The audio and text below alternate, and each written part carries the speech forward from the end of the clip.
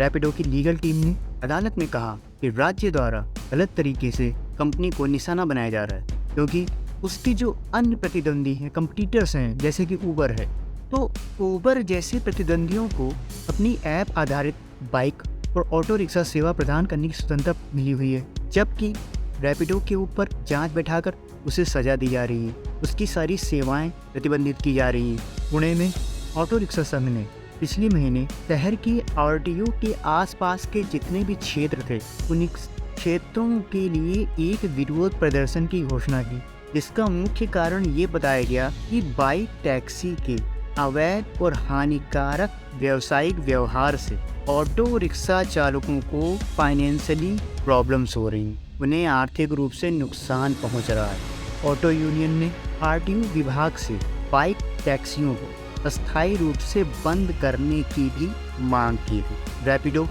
जो कि एक बाइक टैक्सी एग्रीगेटर है, इसने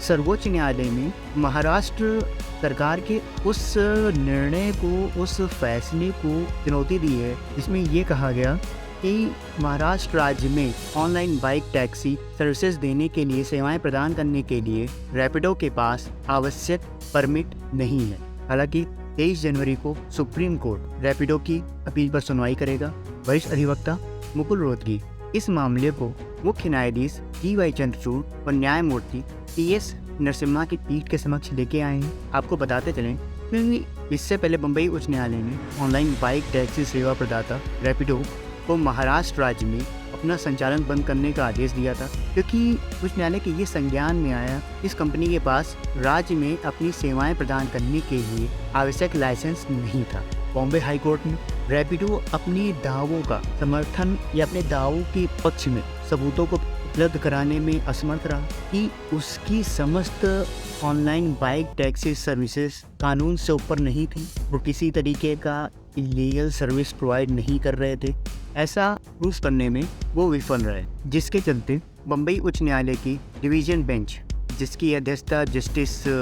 GS पटेल और जस्टिस SG DA कर रहे थे, उनकी खंडपीठ ने रैपिडो के वकील को ये सूचित किया कि अगर ऐप राज्य में अपना काम तत्काल प्रभाव से बंद नहीं करता है, तो अदालत को जुर्माने के साथ याचिका को तुरंत खारिज करने पे मजबूर होना पड़ेगा। जब रैपिडो ने अक्टूबर माह में मुंबई में अपनी बाइक टैक्सी सेवा शुरू करने की घोषणा की, तो उसने कहा कि वह 2 लाख बाइक चालकों को अपने साथ जोड़कर ऑनलाइन बाइक टैक्सी इंडस्ट्री का विकास करना चाहते, उसे बढ़ावा देना चाहते। रैपिडो को पिछले साल नवंबर में मुंबई RTO से इसके लिए एक नोटिस भी मिला, जिसमें मुंबई RTO से मांग की गई थी कि अपना परिचालन आप तुरंत बंद कीजिए, क्योंकि राज्य सरकार ने अभी आपको ऐसा करने के लिए परमिट नहीं दिया है, कोई आवश्यक आपको लाइसेंस नहीं दिया है कि आप इस तरह की घोषणा करें। जिसके पश्चात ऑनलाइन टैक्सी और ऑटो रिक्शा एग्रीगेटर्स को लाइसेंस देने से इनकार करने का जो महाराष्ट्र राज्य का फैसला था, उसे रैपिडो द्वारा बम्बई उच्च न्यायालय में मुकदमे के माध्यम से चुनौती दी गई, तो जिस पर बम्बई उच्च न्यायालय खंडपीठ सुनवाई कर रहे थे। अदालत ने रैपिडो एग्रीगेटर्स को 20 जनवरी 2023 तक अपनी समस्त सेवाओं को बंद करने का आदेश दिया, जिसमें बाइक और रिक्शा चलाने की सेवाएं भी शामिल थी। फिर रैपिडो ने अदालत को ये सूचित किया कि अब ऐप महाराष्ट्र राज्य में काम नहीं कर रहा है, कोई ऑनलाइन बुकिंग नहीं ली जा रही। सुप्रीम कोर्ट में रैपिडो की लीगल टीम ने अपनी अपील में कहा कि कंपनी के हजारों कर्मचारी सेवाओं के बंद होने से बहुत ज़्यादा प्रभावित हो रहे हैं, बहुत उन पर निगेटिव इम्पैक्ट पड़ रहा है, वो नकारात्मक रूप से उनके जीवन पे प्रभाव पड़ रहा है। इसलिए उन्होंने सर्वोच्च न्यायालय से तत्काल अपील सुने जाने की प्रार्थना की। एग्रीगेटर की लीगल टीम ने सुप्रीम कोर्ट से कहा कि सुप्रीम कोर्ट ने ऊपर के खिलाफ बॉम्बे हाई कोर्ट के जो फैसले थे उस पर रोक लगा भी दी थी, तो ऐसी स्थिति में हमारी सेवाओं के संचालन के विरुद्ध जो भी निर्णय आया है उस पर तत्काल प्रभाव से सुनवाई करते हुए स्टे लगाने की कृपा करें। हालांकि सुप्रीम कोर्ट ने रैपिडो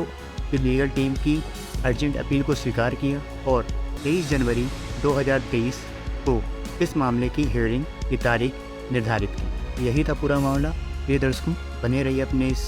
परिवार भारत बिजनेस एंड इकोनॉमी के साथ। स्वस्थ रहिए, मस्त रहिए, व्यस्त रहिए, सुखी रहिए। धन्यवाद।